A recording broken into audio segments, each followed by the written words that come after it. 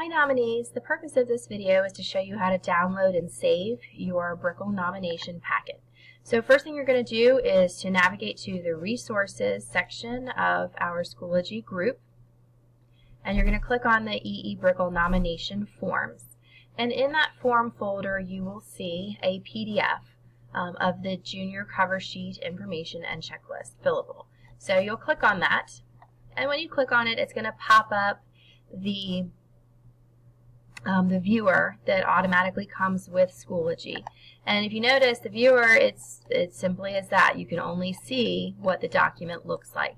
In order to edit the document, you're going to need to click this download button.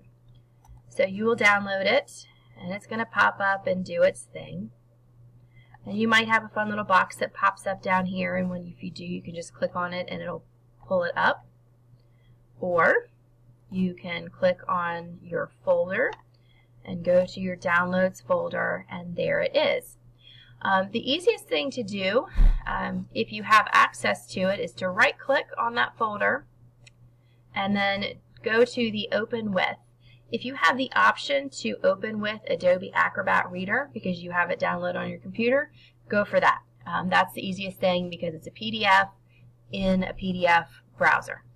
If not, you can use Chrome to also edit your folder, your file. I do not recommend, however, that you use Microsoft Edge or do not use Microsoft Word. The formatting is not correct on either of those.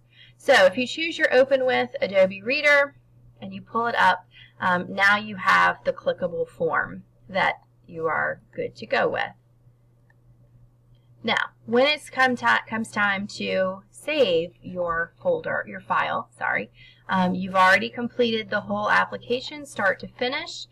You're going to go to the print button. I know that sounds kind of weird because we're not going to be printing it out for me, but you're going to print your file to, when you click your printer, you're going to print it as, save as a PDF.